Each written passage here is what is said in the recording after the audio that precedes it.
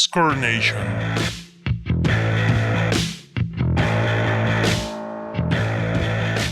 Hola, ¿qué tal, amigas, amigos? Sean bienvenidos a un nuevo capítulo de Score Nation. Me da muchísimo gusto estar de vuelta aquí. La semana pasada no estuve aquí contigo, Jorge, nuestro productor. Nos hizo el favor de venir al capítulo de los eSports. Pero bueno, ya estoy de vuelta, ya me recuperé de mi garganta y ando mejor. Me hubiera agarrado la tos a media sesión y no hubiera podido hablar muy bien, que digamos. Y no era COVID. No era COVID, lo bueno. Pero ya estamos de vuelta, Jorge, y yo estoy muy feliz, estoy muy contento de estar de regreso en nuestro programa Score Nation con un tema más, un tema que esperemos sea de agrado para todas y todos ustedes. ¿Cómo estás, Jorge? Muy bien, Yayito, un gusto estar aquí de nuevo contigo. Pues volver un poquito a la costumbre siempre hace bien, y pues feliz de un nuevo programa. El otro también estuvo muy bien con Alex, que ya lo teníamos preparado como invitado. No era algo que se hizo en el momento, pues, pero ya estaba preparado como invitado y vamos a salir los tres en ese programa. No se pudo, Yayito estaba enfermo, pero ya íbamos a salir los tres, efectivamente, pero pues me enfermé. Pero bueno, las cosas no se dieron. Antes que nada, hoy no está Alex, pero tenemos aquí de producción a Abraham. Muchas gracias, Abraham, por apoyarnos. Abraham, que me prestó su computadora también. Porque todo me salió mal, también se me descompuso la computadora. Entonces, ahorita un desastre, pero gracias, Abraham, tengo su computadora aquí. Y bueno, esto no tiene que parar. Ok, esto no tiene que parar, un capítulo más. Y el día de hoy tenemos un tema que yo creo que vamos a tratar de adentrarnos más a la cultura. Vamos a tratar de adentrarnos más a estas particularidades de México que hacen que las cosas sean tan distintivas. Vamos a hablar de lucha libre, vamos a hablar de la lucha libre mexicana. Trataremos de discernir, de destacar algunos puntos en comparativa con otras luchas libres, como la de Estados Unidos, por ejemplo. Y daremos ese tipo de datos, esas opiniones, pero vamos a hablar de lucha libre, Jorge. Sí, probablemente uno de los deportes más identitarios de la sociedad mexicana. Una de las canciones más famosas y que se escuchan en todas las fiestas mexicanas, que es una sobre lucha libre, donde menciona algunos de los luchadores más famosos en la historia de México. ¿Cómo era? El Santo, el Cavernario. El Cavernario, Blue Demon y el Bulldog. Una chulada de canción. Todos y todas la hemos escuchado. Es una canción, insisto, identitaria, así como la lucha. Que la lucha libre, así como unos cuantos deportes, porque no todos, se ha permeado dentro de la sociedad de una manera específica. Una cuestión, si es deporte o no, también esto se va a discutir al ratito, pero pues de esto va. Pero efectivamente algo que ha permeado a la sociedad, como bien dices, algo que ha generado durante tantas décadas y que, claro, tuvo su auge en el siglo pasado hasta hoy nuestros días. Está vigente en la televisión, está vigente en cada coliseo, en cada lugar donde tradicionalmente se ha llevado a cabo la lucha libre. Pero bueno, hablemos de la lucha libre. Como saben, nos gusta hablar de los temas o de recordar ciertos deportes o ciertas cosas de una forma más amplia. Vamos a hablar de la historia de la lucha libre y vamos a ir destacando algunos nombres de grandes luchadores. Vamos a tratar de describir y detallar, hablar sobre cómo es la lucha libre mexicana y qué la hace tan particular, ¿no? Pero bueno, damos comienzo, ¿te parece? Sí, muy bien, Yayito. Primero vamos a hablar de los inicios de la lucha libre mexicana. Para entender la importancia de la lucha libre mexicana, es importante entender que tuvo sus inicios en el siglo pasado, ¿sí? Desde las raíces del siglo XIX, pero digamos que sufrió ciertas transformaciones, por así decirlo. Sí, porque, o sea, esto se basa de las luchas grecorromanas, por ejemplo, que empezaron en el siglo XIX, como bien dices, Yayo. Que se llevan a cabo aquí en México, sí. El fundamento va desde ahí. Desde otras disciplinas como el jiu-jitsu, por ejemplo, japonés. Sí, desde 1860, por ahí es cuando se empieza... Sí, que fue cuando las tropas francesas fueron las que empezaron aquí en México con esto, y después de ahí pues ya empieza tanto la lucha libre aquí, el jiu-jitsu. En Estados Unidos no se le llama lucha libre, es el wrestling, que sabemos que también es muy muy famoso por allá. Sí, exactamente, y de ahí empieza a hacerse ya una especie de tradición, esta cultura de la pelea, ¿no? Del espectáculo sobre un ring, de personas combatiendo, por así decirlo, de personas luchando, que tiene su fundamento en la lucha grecorromana, como lo dices, tiene tintes del jiu-jitsu, tiene tintes del wrestling. Entonces, digamos que es una combinación de de muchas, pues sí, de muchas escuelas, por así decirlo, pero fíjate qué tan vieja es que, pues sí, desde el siglo XIX ya se efectuaban este tipo de espectáculos y de ahí ha ido trascendiendo. Pero bueno, estos serán como que los puntos donde la lucha libre mexicana tuvo su inicio, ¿no? Sí, los puntos básicos y pues de ahí, insisto, vienen otros métodos, digamos, y aquí en México ya se popularizó, se hizo algo físico, si se le puede llamar de alguna manera, pues fue cuando se crea una de las compañías más grandes, que es la CMLL, que inició en 1933, ya va para 100 años de la creación de este comité de lucha libre, el Comité Salvador Mexicano de Lucha Libre. Este promotor mexicano que es el que, después de observarla en Estados Unidos, ya como más que un deporte, un acto ya establecido. Era prácticamente un arco circense en esos tiempos porque se hacían carpas en la calle, entonces ya de ahí se fue popularizando. Y bueno, empieza a tomar mucha fuerza. Él consideró que era algo muy atractivo y que a la sociedad mexicana le iba a encantar. Y efectivamente se convirtió en todo un negocio, un mundo muy amplio de cuestiones de dinero, de idiosincrasia. Se coló en nuestra cultura de una manera muy fuerte.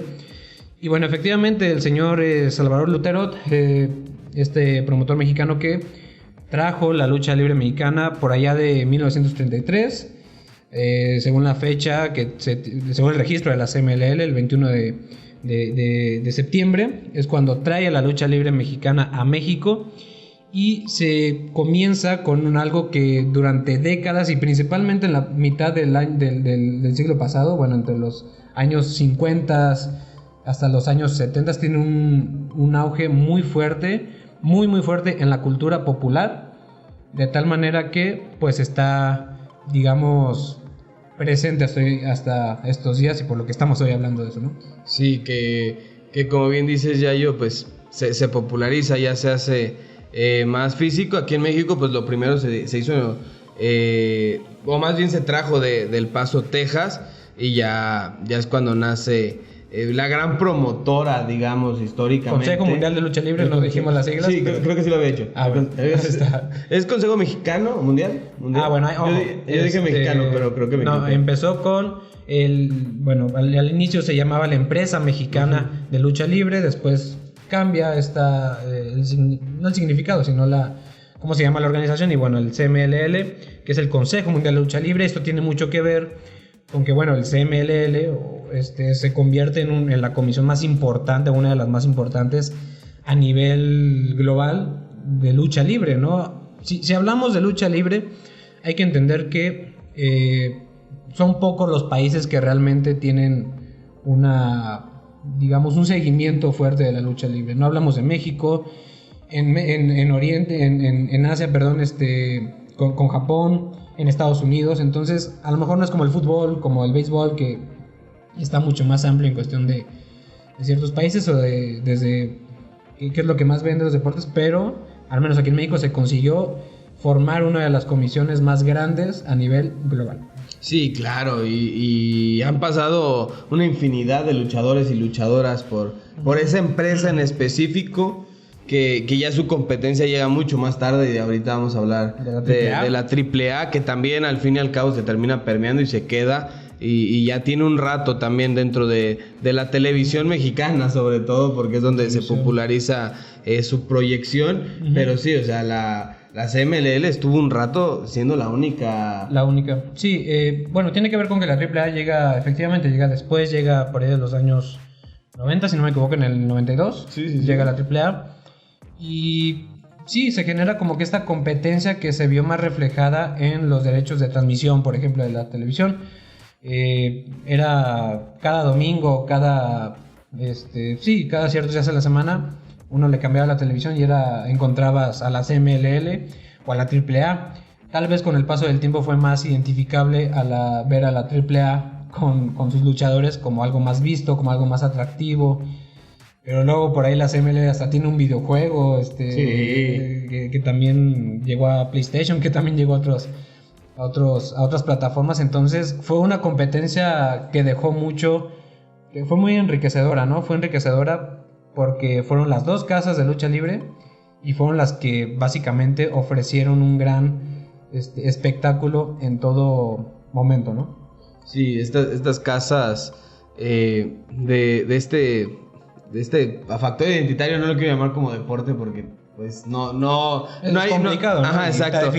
Más que definir, trataremos de discutir algunos argumentos basado en sus rasgos que pudiera considerarse, ¿no? Sí, exacto, pero sí es impresionante la cantidad de tiempo que tienen, la cantidad de rating que llegan a tener este tipo de eventos, sobre todo eventos especiales que arman, o luchas de campeonato, las luchas por máscara, por cabellera, que al fin y al cabo a las personas nos gusta ver eso, nos gusta ver que haya algo en juego y que algo tan importante o tan identitario de algún luchador en específico, como una máscara o si tiene una cabellera larga, se la quiten o al final la logre salvar. Ese tipo de aspectos también van ganando mucho. Y ese es otro de los temas que traemos aquí en la mesa, ¿no?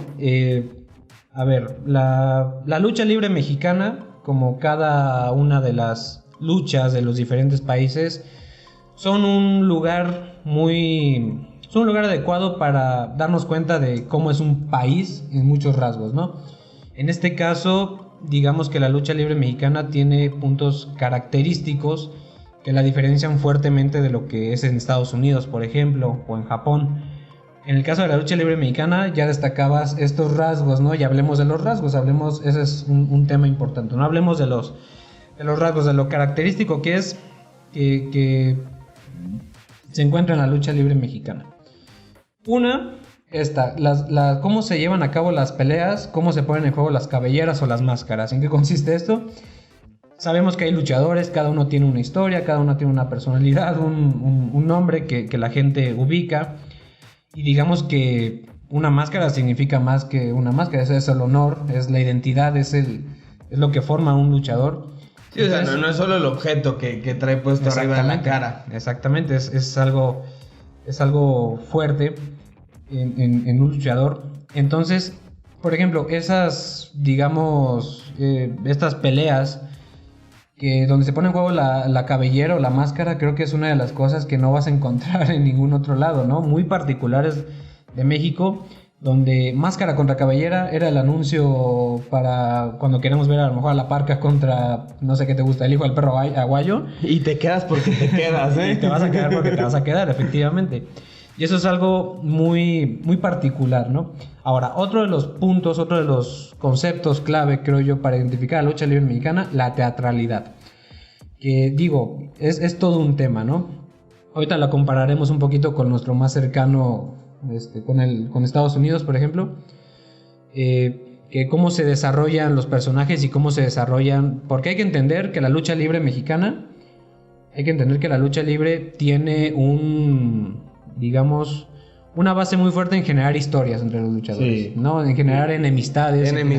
También alianzas, o sea, si hay alguna enemistad, de repente llega un aliado, llega algo que la termina rompiendo, y la enemistad al final es una alianza.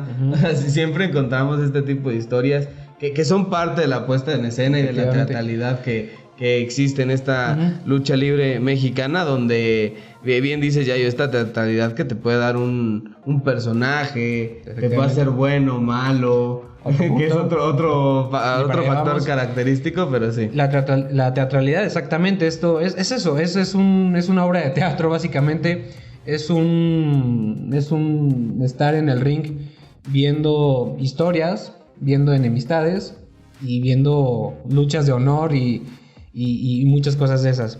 Uno de los puntos característicos queda ahí. Ahora, en la teatralidad entra algo que todas y todos conocemos quienes hemos escuchado de la lucha libre mexicana y que tiene que ver directamente con las enemistades, los personajes. ¿Tú qué eres, Jorge? ¿Rudo o técnico? No, yo siempre prefería el técnico porque es que cuando estás viendo la lucha, el rudo era el que hacía trampa. ¿Allá qué son? ¿Rudo o técnico? Abraham, rudo o técnico. No, Abraham es rudo, ¿no? ¿Rudo? Sí, rudo. ¿Juan Pablo? Rudo. Eso. ¿No, tú, Dieguito? Soy más rudo. Ahí te va. 3 contra 1. Ahí eso es lo que me molesta de los rudos. Exactamente. Eso es lo que me molesta. Ahí va, bueno. ¿Qué son los rudos y los técnicos? Ya vieron más o menos que son dos bandos al menos. Básicamente se ha diferenciado a lo largo de la historia de la lucha libre mexicana, comenzando por la CMLL, los rudos y los técnicos, que son un tipo de personaje que ya sea un personaje heroico, justo, que se apega a las reglas, que hace una batalla limpia, que va por el honor, por sus aficionados, es aquel que es descrito o visto como un técnico, ¿no? Aquel que se convierte en esa especie de ícono y pues sí, a quienes las personas pueden idolatrar, ¿no? Pero están los rudos, que es la parte contraria, la parte tramposa, la parte que rompe las reglas. El que llega y hasta le grita a la gente que está ahí. La que se mete con la gente. Y nombres. Que es esta manera en cómo forman los personajes, ¿no? Y así como están los técnicos, que es esto que describía, están los rudos, que son estos que son los vistos como los más rebeldes, los que buscan ganar a toda costa. La parte, pues sí, digamos, creo que no es tanto adecuado decir los buenos y los malos, porque aquí ya vimos que hay más rudos que técnicos. Chale. Y eso, la moral no importa. Exacto. Aparte sí, es parte de la teatralidad de esto. Exactamente, o sea, es parte del acto. Pero al final de cuentas, la raíz de todo esto es que ahí están los justos y están los tramposos, ¿no? Entonces es algo muy particular de la lucha libre mexicana, que existen estos bandos de los rudos y los técnicos, y la gente nos hemos formado esa distinción de decir, tú que eres rudo o técnico, ¿qué te gusta más? ¿Qué clase de peleadores te gustan más? Ver un peleador rudo, a lo mejor, como, ¿qué se te ocurre? En algún momento el cibernético, por ejemplo. Ajá. O alguien como La Parca, o Místico, que eran los... parte de los técnicos. Ajá, ¿no? Los que eran limpios y que resaltaban el deporte en sí, no las trampas. Pero eso es otro punto muy interesante de lo característico, que a lo mejor sí encontramos, por ejemplo, en la WWE, por ejemplo, que ahí podemos encontrar muchos personajes buenos y malos, y se sabe diferenciar, pero creo que no es tan marcado.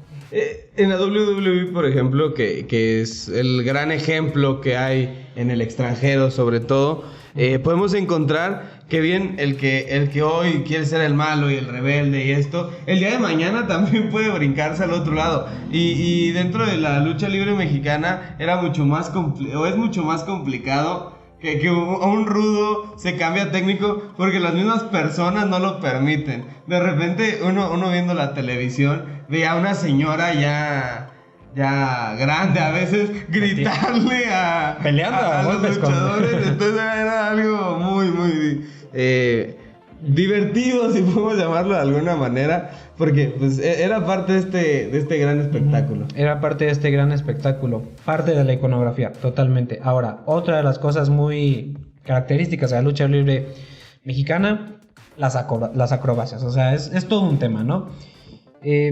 Y para quienes siguen más, a lo mejor, o quienes han seguido más la lucha libre mexicana y estadounidense, por ejemplo, que es donde ha habido más, se ha compartido más esta parte de los personajes que han ido brincando de una a otra.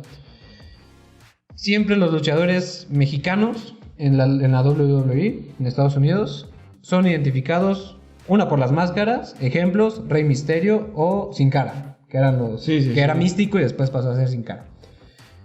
Las vestimentas, pero también el estilo de pelea. El estilo de pelea fue algo muy distinto. Si bien en el wrestling en Estados Unidos siempre era más fácil identificar la fuerza bruta, la fuerza en sí, el poder superar a un rival con mucha fuerza.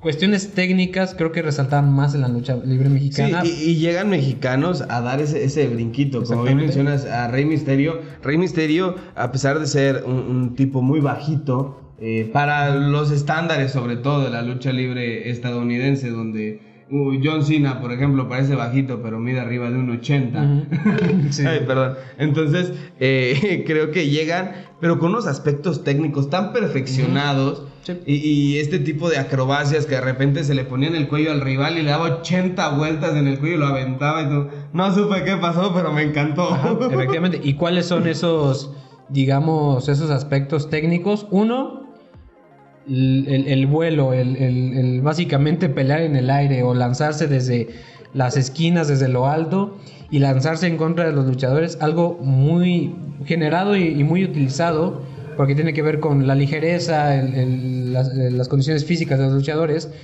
que esas acrobacias se efectúan mucho, el volar y el atacar a los contrincantes llegando desde el aire, ¿no? Otra, por ejemplo, el tipo de llaves y ciertos movimientos que se generaban para aventar a un rival a las cuerdas, por ejemplo, con las piernas, por ejemplo, cuando vemos a un luchador que agarra del cuello a su contrincante, se voltea y con las propias piernas lo lanza a las cuerdas.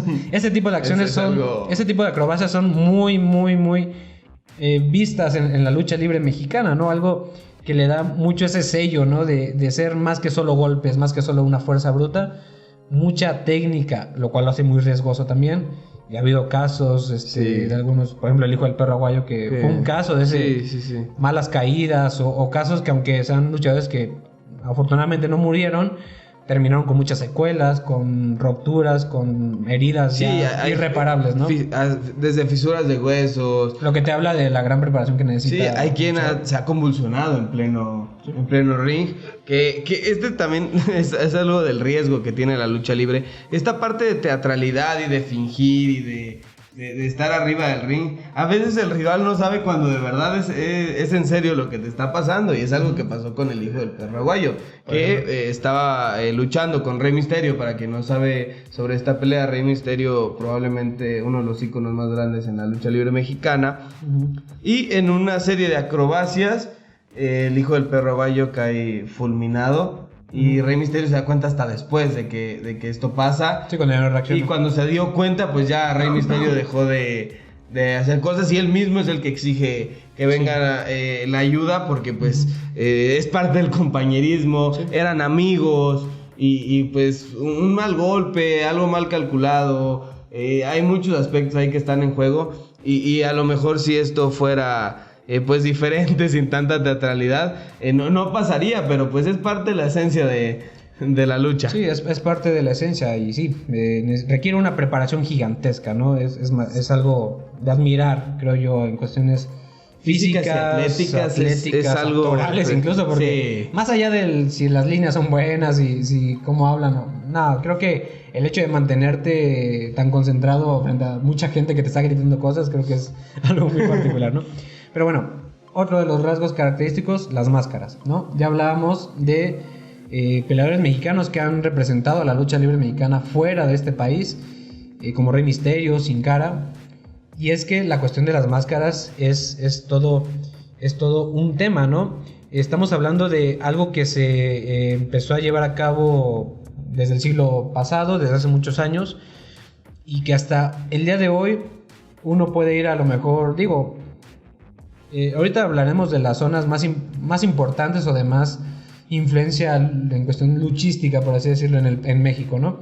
Pero ir a una coliseo, ir a una lucha libre afuera va a estar plagado de puestos de máscaras de cientos y cientos de diseños, ¿no? Es algo tan identitarias son las máscaras para luchador en México, que uno de los futbolistas más grandes que tiene México en la actualidad ha festejado muchas veces con la máscara de Sin Cara, Raúl Jiménez, que juega en la Liga Premier de Inglaterra, en el equipo Wolverhampton. Entonces va y festeja con una máscara mexicana y lleva esa identidad de la lucha libre mexicana muy lejos, del otro lado del charco, dirían por ahí. Entonces esto te hace ver lo que genera una máscara. Y ha habido luchadores que dicen que ellos prefieren perder la cabellera antes que la máscara, porque, o sea, a pesar de que la gente sepa quién eres, creo que esto de tener la máscara y de nunca haberla perdido, estos aspectos te siguen llenando hasta un poquito de morbo para la gente, así de a ver, ¿cuándo la pierde ya? A ver, ¿cuándo va a perder esta máscara? Sí, efectivamente. Y bueno, ¿quién fue el primero que lo usó? Fue un peleador extranjero que se presentaba aquí en México, Cyclone McKay, si no me equivoco el nombre, si se pronuncia así. Sí. Es irlandés, era irlandés. Era irlandés. Era una máscara, recuerdo de una foto, era una máscara, o sea, en blanco y negro, ¿no? Pero era una máscara así blanca de piel. Aquí se las vamos a poner. Se las ponemos aquí. De Cyclone McKay. Era una máscara de piel que pues se diseñó y él la utilizó como para diferenciarse de los otros luchadores contra los que competía.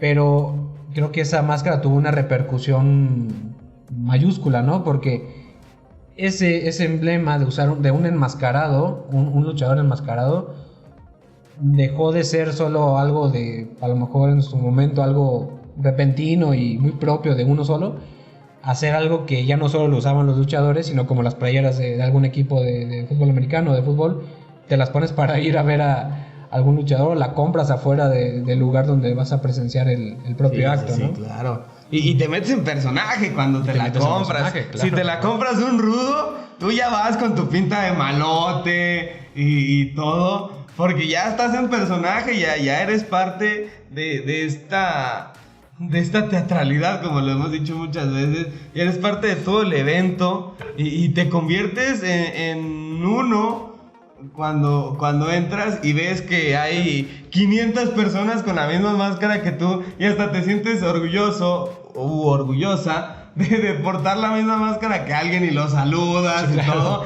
Entonces esto le da una viveza impresionante a los eventos de lucha libre. Sí, totalmente, lo hace algo totalmente colorido, ¿no?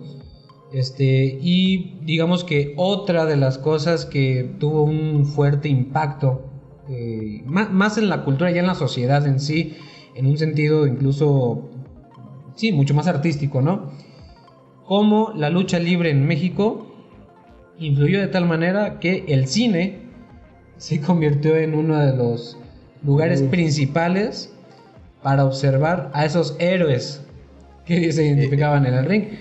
Sí, aunque no necesitas haber nacido en 1960 para saber de quién hablo, Blue Demon y el Santo, que, o sea, aunque mínimo hemos escuchado la película del Santo contra las momias, o sea, o el Santo contra... Todos y todas hemos visto esa figurita de luchador que está así.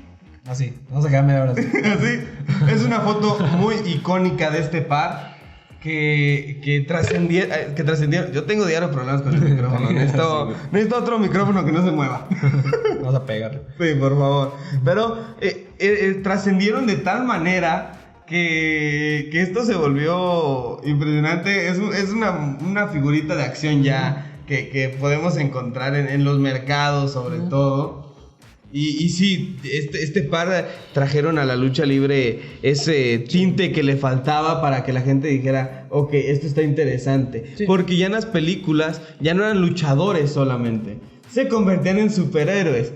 Ya era nuestro Capitán América, que iba y peleaba contra las momias en películas muy, muy viejitas ya. Entonces, tuvieron un impacto importante desde 1940 hasta 1970, si no me equivoco, ahí en ese lapso de tiempo. Entonces... Sí, cuando el mercado el negocio del cine en México era otro tema también, ¿no? Pero sí, efectivamente, como lo mencionas, se formaban héroes, o sea, sobre todo el Santo, creo que es... Sí, pues es que era... Las generaciones no es lo... Era el Santo contra alguien con Blue Demon, ¿sabes? O sea, Blue Demon era quien entraba como un actor secundario a esto, que también es uno de los más icónicos, pero el Santo era el principal. Era el principal. Y dejaron un legado impresionante. Si bien, claro, las películas no son aclamadas tanto por el valor artístico que puedan tener, digamos que sí son aclamadas por la creación de los propios personajes, ¿no? O sea, personajes que aparecían en historietas, que aparecían en la lectura o en lo que veía cada persona en la televisión, al ir al cine. Fue tal el impacto y lo que generaban en la gente, que sí, ahí se generaron arriba del ring esos héroes que después pasaron al cine y se enfrentaron contra muchos enemigos, contra monstruos, contra las momias, contra muchos personajes, y que de ahí es un claro ejemplo también de cómo ha ido progresando y qué tan fuerte fue la lucha mexicana.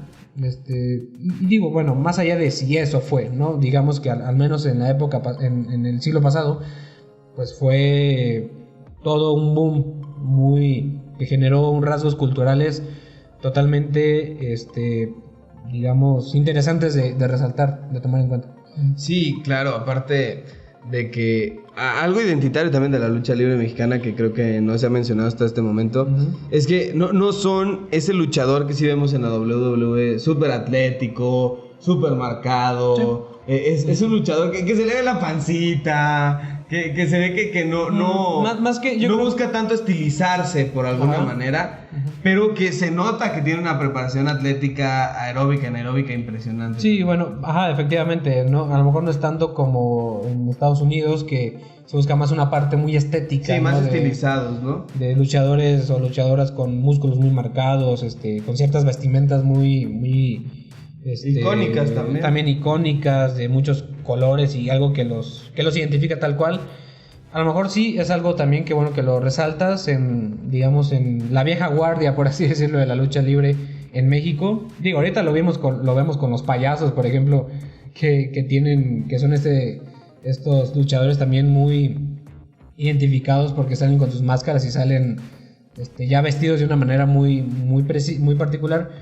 A lo mejor antes no era tanto así, eran peleadores que no se enfocaban a lo mejor tanto en estar tan marcados o ser tan atractivos en mostrar sus músculos, en esas cosas, pero que tenían como que dejaban esa impresión de que eran imponentes porque eran personas grandes y, sí, exacto, sí. y fuertes, ¿no? Y de repente lo veías volar en los aires y decías, ¿cómo puede hacer eso? Y yo, no, porque es gran peso, el músculo pesa demasiado y son personas muy, muy fuertes y volaban como si pesaran la mitad. Es impresionante la manera en la que se efectúan estas luchas. Y sí, o sea, era que no se tiene un estándar tan estilizado a lo mejor como si se tiene en la WWE. Al menos en cuestiones físicas, ¿no? Exacto. Ya la cuestión de la iconografía es otro tema que ya lo tratamos de resaltar.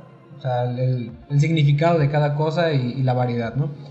Ahora, queda claro que la lucha libre mexicana ha llegado a tales instancias que hoy por hoy es parte, al menos digo, yo creo que de las generaciones las generaciones pasadas, es de las cosas que más quedaron impregnadas en su vida cotidiana. Ya lo hablamos en el cine, la música, las costumbres de ir a ver un acto para entretenerse, la lucha libre, ¿no? Pero ahora creo que es bueno adentrarnos un poquito también en la comparativa. Primero, buscando describir cómo es la lucha libre para quien a lo mejor no lo ha consumido tanto. ¿Qué será eso de las 2 a 3 caídas? ¿Qué será eso de los relevos o esas cosas? Tratando de compararla a lo mejor con otra referencia que ya hemos mencionado, que es lo que encontramos en los Estados Unidos, ¿no? Sí, claro, que como bien dices, Yayo, aquí en México está eso de las 2 o 3 caídas, que es muy llamativo. Etapas, ajá. Sí, que se conoce más como caídas, o regularmente se le llama así, pero así es como se anuncia, de 2 a 3 caídas sin límite de tiempo. No, hombre, no, ya estoy preparando. Si me quieren ofrecer jale, yo estoy buscando. Pero sí, o sea, en este tipo de eventos que también son muy llamativos porque solo ciertas peleas son de 2 a 3 caídas. Uh-huh. Y que, como bien dice Yayo, existen pues otras modalidades. Está la pelea individual, por equipos, pero por equipos que entran todos al ring, o por relevos. También, como bien lo mencionaste. Entonces sí es más profundo de lo que podría llegar a parecer la lucha libre. Sí, es la manera, es el formato básico, por así decirlo, de cómo la lucha libre o un evento de lucha libre, una contienda, mejor dicho, se efectúa, ¿no? Y se lleva a cabo. Las 2 a 3 caídas y pues gana así como quien gana 2 de esas 3 caídas. ¿Y cómo se ganan las caídas? Pues cada luchador tiene sus estrategias y hacen su acto, pero algo que es clásico pues es el conteo en el piso. Por una parte. O la sumisión. Exactamente. La primera que, bueno, consiste en poner al contrincante de espaldas en la lona. Tiene que estar el vencedor o el que busca vencer, por así decirlo, sobre él. Y hay un referee que es el que se encarga de contar 3 tiempos. 1, 2, 3 y al tercero es cuando se determina si ganó la caída o ganó ya la lucha, ¿no? O por sumisión, como dices. Esto de las llaves es todo un tema también en la lucha libre. Incluso es interesante, a mí se me hace muy interesante que pues las llaves van muy relacionadas con la personalidad de los luchadores. Cada luchador tiene ciertas llaves que repite, que a lo mejor se ve un poquito más en los Estados Unidos, pero igual es algo. Exacto, sí hay una diferencia, ciertos movimientos y ciertas llaves, pero esa es otra manera en la que puede ganar un una luchador, caída, logrando hacer que se rinda su contrincante, que es algo que vemos en otras gamas ya más deportivas, como lo que vemos en la UFC, por ejemplo. Sí, exacto. Que va por ahí también. Sí, o sea, como bien dice Yayo, en Estados Unidos se ve mucho más esto de la sumisión, pero también es una forma en la que puedes ganar. Y ¿todo bien, Yayito? ¿No? Sí, todo bien, todo bien. ¿Me tengo que preocupar? Todo bien. No, pero, o sea, en este tipo de luchas, como bien dices, te puedes rendir, te puede hacer el conteo de 3, se pueden usar todas las herramientas posibles para vencer a tu rival. Entonces, sí está muy marcado la forma en la que cada uno efectúa su estrategia, si se le puede llamar de alguna manera. Y como bien dices también, hay ramas más deportivas como pues las artes marciales mixtas, que es donde más se ven también este tipo de llaves, donde ahí sí se rompen tobillos y manos, muñecas, codos, todo por ganar. Acá también se ha llegado a pasar, pero es... Pero son más accidentes. Ajá, y eso tiene que ver directamente ahorita con algo que vamos a hablar de detallar cómo es la obra de teatro y por qué a lo mejor no puede ser considerado del todo un deporte, ¿no? Pero efectivamente, los riesgos van ahí en cómo se efectúan estos actos. Y eso es algo importante, ¿no? Y hablemos ahora sí de esta parte, ¿no? De qué es la lucha libre mexicana. Es un deporte, ya quedó claro que la raíz es deportiva totalmente, desde la lucha grecorromana, desde el jiu-jitsu, desde muchas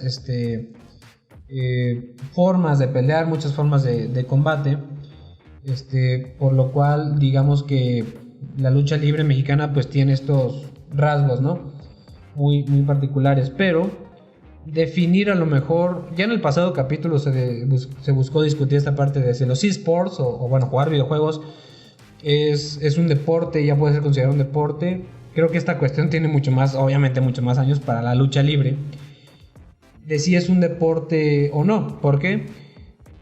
En mi percepción, en mi opinión, no es un deporte.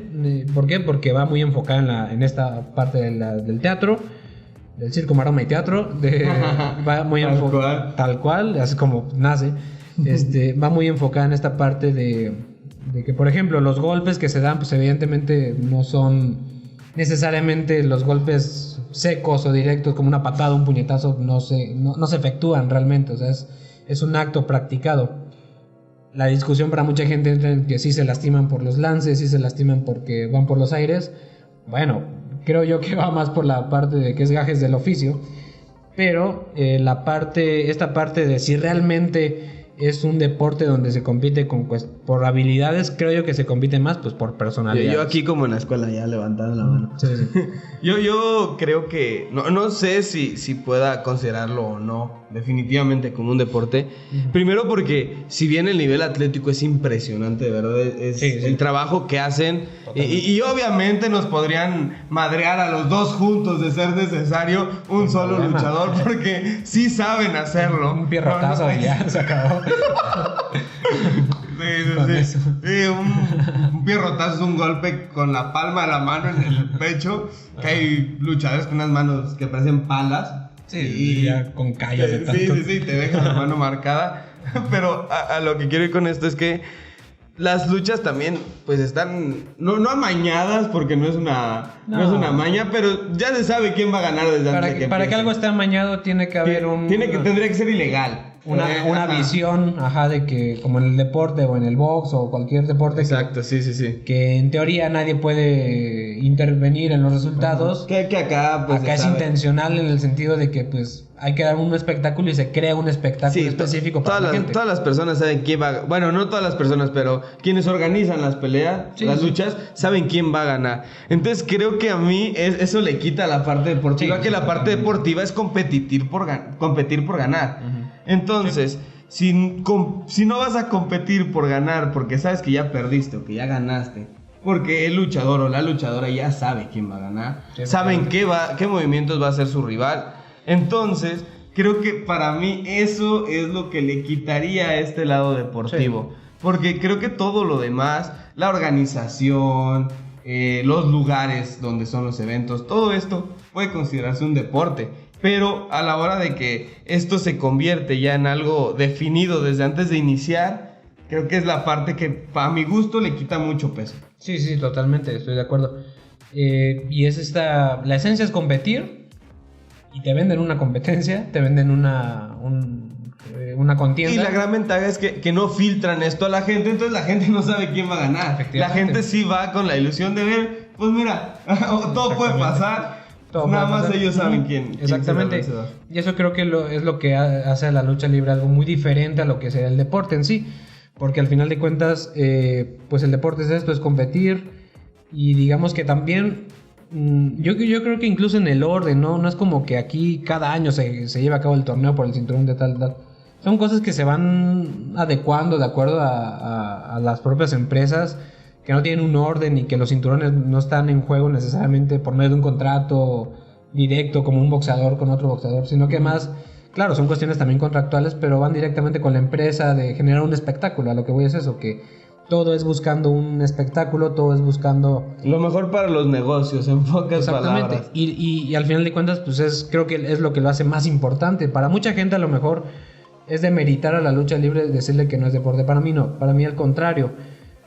El decirle que es una obra de teatro, el decir que se necesitan capacidades actorales y sobre todo físicas para generar estos mundos donde la gente se clava, donde la gente se emociona, creo que es algo inigual, ¿no? Y creo que al contrario, más que demeritarlo por decir que no es un deporte, creo que es bueno decir y hasta le da una mejor etiqueta en ese sentido de que pues, es una obra de teatro. Exacto, es algo porque se quiere comparar creado, con los ¿no? deportes, queda más mal parada la lucha libre. Sí, también. ¿no? ¿Por qué? Porque ya mencionamos muchas otras cosas, de que no busca hacer daño al rival, todo esto. Entonces, creo que si aclaras que es o que no es... Bueno, te vende... Creo que yo ya cambié de opinión y sí, no es un deporte. Al principio no, estaba como indeciso, luego fui formulando mi argumento y yo solo me contradije. Sí. Pero sí, creo que si la dejas como esta parte teatral, una obra escénica, digamos, para no llamarlo teatral, algo escénico que está preparado, creo que sí te cambia la perspectiva y la dejas de comparar con deportes que podrían asimilarse a la lucha libre, pero pues no. Lo refuerza, ¿no? Porque efectivamente, como te digo, el hecho de que la gente se emocione tanto, algo muy particular y que a mí se me hace muy, muy de resaltar, es cómo la gente se mete con los luchadores, o sea, cómo la gente, y es la idea, ¿no? O sea, cómo la gente se crea un personaje y lo disfruta de tal manera que llega a un punto en el que ves a una señora, un niño a lo mejor, lo que sea. Es que regularmente... aventarle una silla a un luchador, o sea, es como algo muy particular, ¿no? O sea, a mí se me hace muy, muy, muy particular. Y bienvenidos a México. Tampoco es que, a ver, no queremos promover la violencia en ese sentido, sino a lo que vamos es tratar de identificar el peso que tiene y el alcance que ha tenido estas obras. Y el cómo de verdad estás focalizado en un objetivo de que tu luchador preferido tiene que ganar. Sí, y si no puede, y si ves que no va ganando, le vas a ayudar para que gane.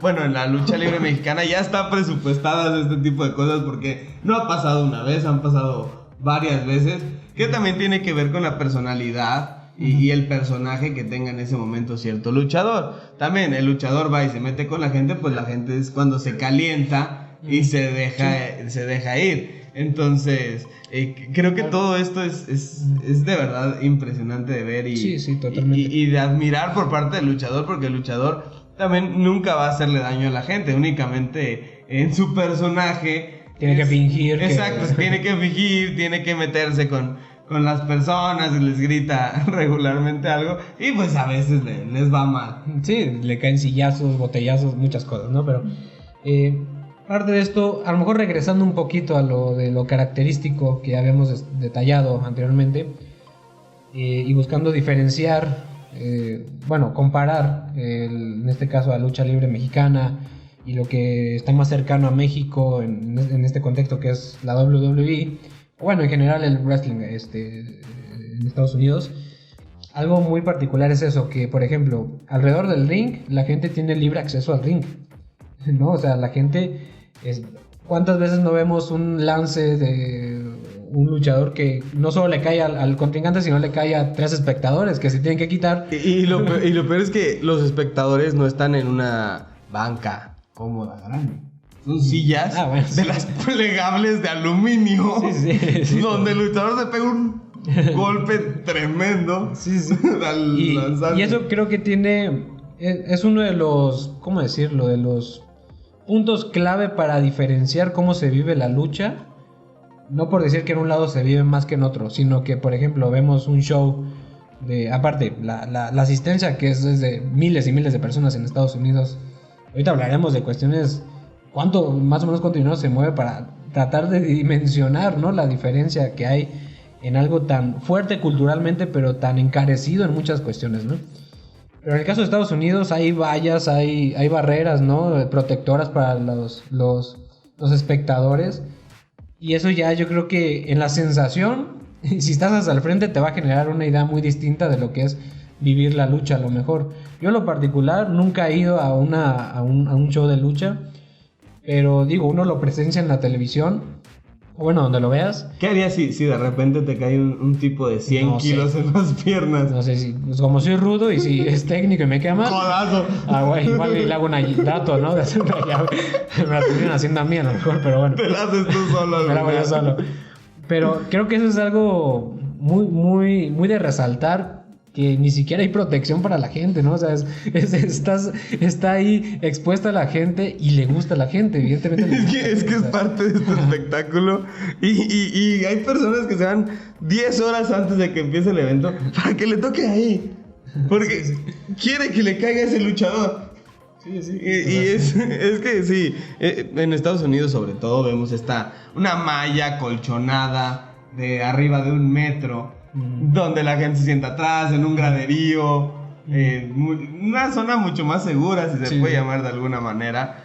Y acá no, acá vemos que como que 2 horas antes pusieron a un chavo a acomodar todas las sillas y ya, listo. Se acomodan las sillas y pues a cuidarlas porque se quebran, yo creo, de los golpes que se terminan dando ahí. Bueno, ahora vamos a ya una parte un poquito más de darle un poquito más de dureza a la importancia de la lucha libre, ya con algunos datos que puedan sí demostrar qué diferencias hay a lo mejor en la lucha libre mexicana. Un gran negocio por décadas y por ejemplo con Estados Unidos, que hemos hecho esta comparativa con algunos datos. Primero que nada vamos a hablar de los lugares que son icónicos en la lucha libre en México, de los recintos, de los estados a nivel nacional, que digamos han concentrado parte de esa riqueza histórica de la lucha libre. El primero, que es en Ciudad de México, donde nace esta cultura de la lucha libre, y creo que pues sí, es el epicentro, ¿no? de la lucha libre, por así decirlo, que es con la Arena México y la Arena Coliseo, que son estos recintos históricos para la lucha libre que se han convertido en una especie de ir ahí, es una especie de religión para mucha gente. Sí, ¿no? son 2 emblemas, ambas. O sea, dependiendo a qué comité o qué asociación te guste más, son completamente icónicas ambas. Y no sé, probablemente son de las más icónicas o las 2 más icónicas aquí en México. Cada que el presentador de la lucha libre, el 90 o el 80% de las veces mencionaba alguna de estas 2. Sí, totalmente. Otra es aquí en Jalisco, la Arena Coliseo de Occidente, que también es otro recinto. Hay muchos luchadores jaliscienses que lograron trascender de tal manera que son recordados a nivel nacional, ¿no? En el popular. El caso del Rayo de Jalisco, por ejemplo, que es de los más antiguos, pero que fue de los íconos, ¿no? Fuertes representantes de la lucha libre de Jalisco. A nivel nacional, bueno, la Arena Coliseo de Occidente, de los más fuertes, y en Puebla, la Arena Puebla, que también otro lugar lleno, como ya decía anteriormente, de riqueza histórica de la lucha libre. Sí, claro, estas 2 que si bien se pueden considerar como de provincia de alguna manera, también son icónicas y también generan una expectativa muy grande y que en ocasiones termina teniendo mayor aforo que las 2 de la capital del país, porque es más raro verlas, porque los eventos son más esporádicos. Entonces la lucha libre se expande también en buscar este tipo de movimientos. En Estados Unidos vemos, Yayo, que cada jornada o cada semana es en un lugar diferente, en una arena diferente, buscando específicamente un estado diferente, un país diferente. Un país diferente. Hemos visto que la WWE ha viajado, creo que México también ha llegado a viajar. Entonces, nunca pude ir, yo siempre quise ir. Qué ganas. Pero sí, en Europa, en África, Inglaterra van seguido también. En Inglaterra sí me ha tocado ver en que muchos lados, seguido. En todos los continentes ha llegado la lucha libre estadounidense. Y ahí creo que hay otro punto clave para tratar de comparar, si bien como la lucha libre ha sido algo algo digno de discutir por la importancia cultural que tiene, es una realidad que también estamos hablando de algo que sus años fuertes realmente fueron el siglo pasado, entre los años, como lo mencionabas, 40 hasta los 70, y claro, se extendió más tiempo, pero hablamos de este peso ya como algo, ya como un monstruo visto en el cine, visto en la música, en muchos lados, ¿no? O sea, al final de cuentas, perdón, un mensaje, al final de cuentas... un saludo para Rafita que envió ese mensaje. Para Rafa, que nos mandó un mensaje. Bueno, el caso es que, si bien logramos distinguir esas cosas, algo importante es que aquí acabamos de mencionar 4 lugares, 4 recintos. Cuando a comparación de los Estados Unidos, por ejemplo, se hace y jala un montón de gente en cualquier continente al que vaya, ¿no? A lo mejor hoy el auge puede decirse que ya no está tan fuerte, ya no es tan visto, pero igual hace algunos años lo que era la WWE era algo muy distinto, que creo que superaba mucho y se ve reflejado en los números, en el dinero que generaba cada una y lo que ganaba cada peleador. Ahí se veía reflejada qué tanto pesaba cada sector. Sí, es que creo que, por ejemplo, la WWE, a diferencia de la lucha libre mexicana, que sus años mozos o sus mejores años ya pasaron hace un rato, la WWE probablemente del 2000 al 2015 tuvo un auge impresionante, donde aquí en México lo transmitían ya hasta por televisión abierta, de tanta gente que... Lunes de Raw, viernes de SmackDown. Uno en Televisa, el otro en TV Azteca, que son las dos televisoras más grandes del país. Mientras que las otras pues eran totalmente apropiadas por Televisa, ¿no? Sí, Galavisión, MLL y la AAA. Que sí, que regularmente las terminaba pasando en Galavisión, Canal 5 a veces, en canales pues secundarios, por llamarlo de alguna manera. Pero sí, o sea, Raw y SmackDown aquí en México eran una locura. Yo me acuerdo que el lunes no te alcanzabas a echar todo el Raw porque ya era en la noche, ya lo pasaban por ahí de las 10, tu mamá te dejaba ver un ratito.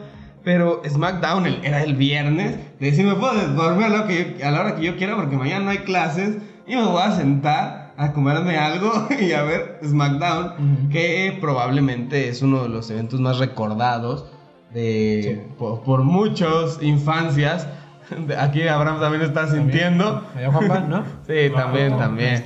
Sí, es impresionante cómo lo que generaba en esos tiempos de SmackDown. Yo ahora intento, por ejemplo, yo tengo un hermano, le gano con 10 años y yo no lo veo tan emocionado por ver la lucha libre y como a lo mejor a nosotros sí nos pasó. Sí nos pasó. Exactamente, digo, nosotros lo identificamos desde nuestras casas, nuestros amigos, pero pues es que basta ver con una pelea de la WWE para ver que son estadios de casi 100,000 personas abarrotados, ¿no? De gente, o sea, es un producto, es una empresa que vende muchísimo. Y tenemos algunos datos, digamos que como que de alguna manera demuestran esta diferencia en el caso de México y Estados Unidos, que culturalmente en ambos lugares es importantísima digamos, la presencia de la lucha libre es importantísima en estos países, pero también se ve reflejada en cuanto ganaba un luchador mexicano y que hay muchas precariedades, muchísimas, o sea, en el caso mexicano, a diferencia de cuánto puede generar un luchador, ¿sí? un luchador, una luchadora estadounidense, o bueno, que esté en Estados Unidos. Sí, sobre todo quienes son estelares, pues. Porque esta diferencia ya yo en números la ves y sí genera. ¿Puedes decirlos? Sí genera, sí, claro. Primero, en México la AAA generaba al año $20 millones. Alrededor de 20 millones entre entradas. Principalmente de entradas. Y el derecho de transmisión. Ajá. Que son siempre de cualquier evento los dos principales ingresos. Lo principal de las entradas y los patrocinios. Dirán, es mucho dinero. Pero cuando escuchen este dato, van a decir, no es nada. La WWE generaba más o menos en esos años, según la BBC, hasta $500 millones anuales.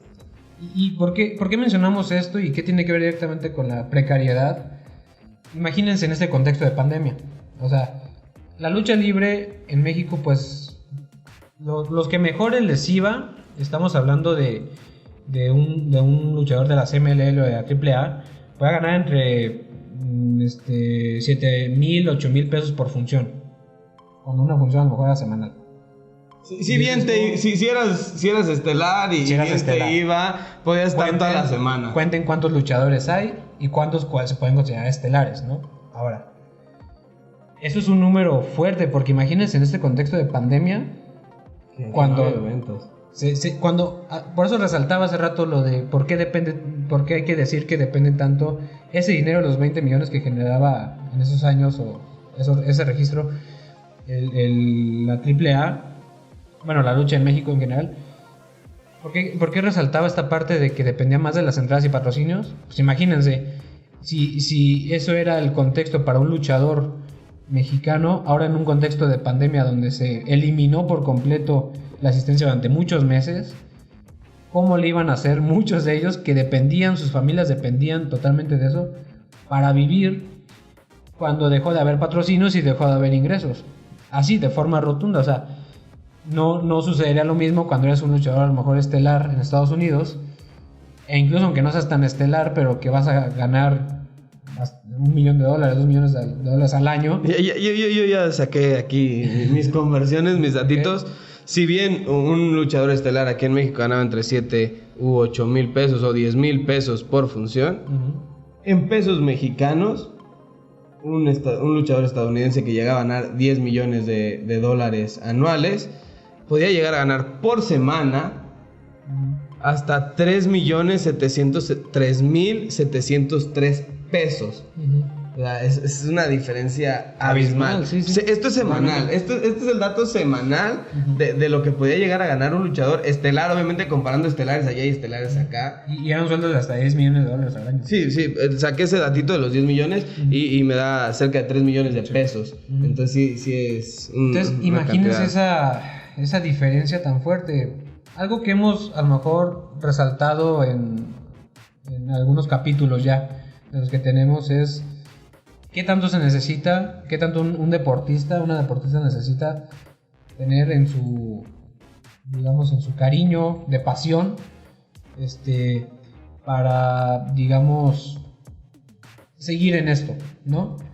Y en el caso de la lucha libre mexicana vamos a encontrar historias, muchas, ¿no? De cómo con tantas precariedades se sigue los pasos de un padre, de alguien que dejó un legado, y que al final de cuentas estamos hablando de que se atravesó una situación complicada para un mundo, en el mundo del espectáculo, ya con muchas complejidades, ya con muchos problemas. Sí, aparte de que contextualizando lo que se vive aquí en México, que es nuestro mayor referente, podemos ver que esta precariedad de sueldos dentro de la lucha libre mexicana no solo pasa ahí, es una precariedad que vivimos día con día en todos los sueldos, cuando el promedio de sueldos aquí en México está muy por debajo de lo que puede llegar a ganar un luchador. Entonces ahí te das cuenta, dices, tú como mexicano, mexicana, piensas, ok, no está tan mal, pero después lo comparas con lo de afuera y dices, ok, creo que sí está mal, por el riesgo que conlleva,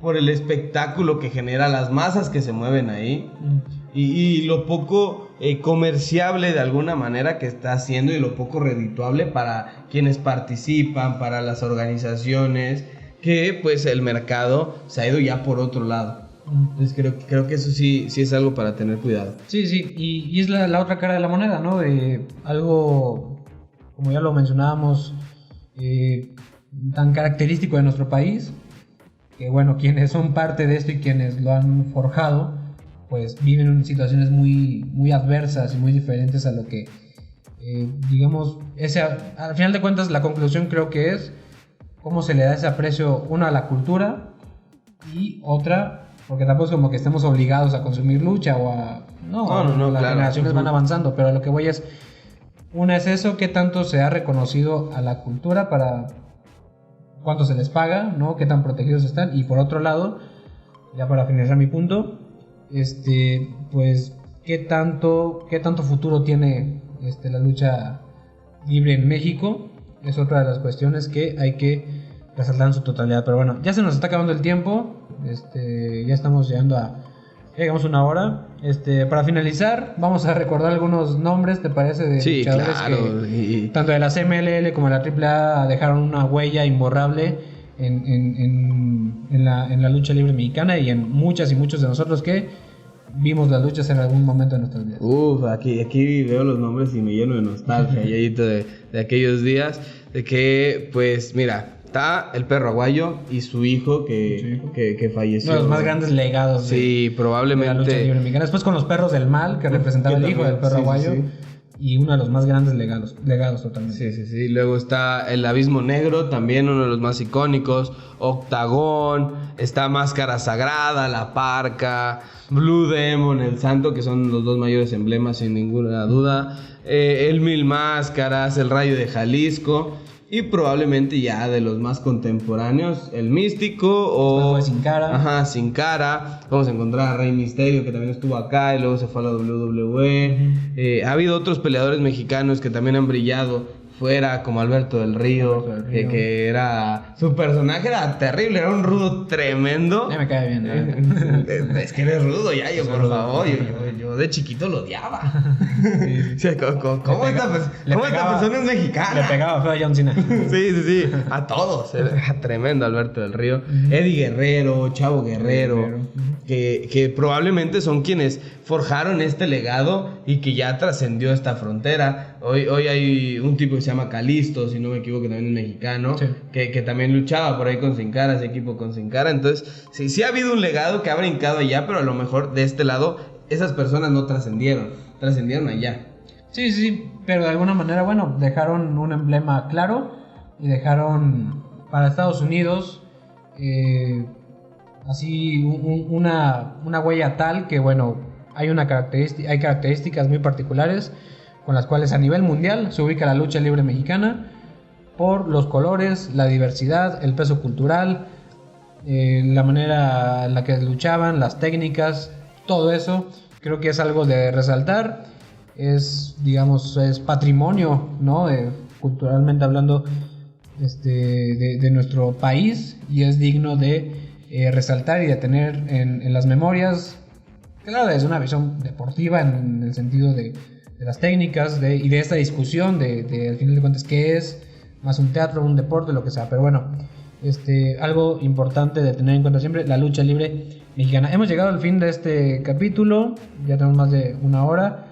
Yo la verdad lo disfruté mucho, creo que es lindo recordar muchas cosas que uno tiene directa, que tiene contacto directo con una memoria una memoria directa y un contacto directo. Pero antes de irnos, Yayito, tu luchador mexicano favorito en la historia.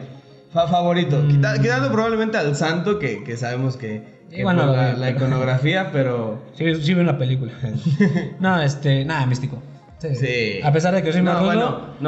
Yo sí me quedaría con Rey Misterio. A pesar de que me gustaba más ver a los rudos, si alguien respeto, si es a Místico. Que después fue Sin Cara y también se ganó mi respeto. Pero a mí en lo personal, Rey Misterio siempre me fascinó. Pero bueno, nada más quería terminar el capítulo. A ver, ustedes. Habrá Rey Misterio. Místico. Místico. Dos para dos. Está bueno.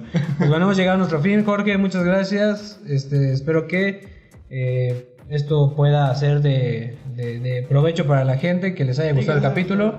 Y bueno, te agradezco, Jorge. Gracias, Yayito, por un episodio más. Abraham, muchísimas gracias. Alex, no pudo estar Alex, un saludo presente, hasta tu casa. Juan Pablo, que aquí nos acompañó de oyente, participó, opinó, se comió sus alitas durante el programa. Él lo disfrutó en primera fila. Yo fui el primero en disfrutar. Un saludo a todos. Él lo disfrutó en primera fila. Muchas gracias a todos y a todas en sus hogares. Nosotros ya terminamos. Recuerden seguirnos en nuestras redes sociales, donde ya estamos subiendo clips. Por ahí vamos a estar subiendo datitos curiosos a Twitter. Por ahí empiecen a seguirnos. Está muy muerto Twitter, Sí, pero vamos tenemos un poquito muerto Twitter, pero ya vamos a agarrar acoplarlo ritmo. bien. Y sí, claro, y un gusto, Yayito, que ya estés bien, que ya estés de vuelta y pues como en casa, ¿no? Sí, totalmente. Pero bueno, muchas gracias. Nosotros nos despedimos. Hasta Gracias. próximo viernes a las 5, ya saben. Se sube en todas nuestras plataformas el nuevo capítulo. Hasta luego. Bye.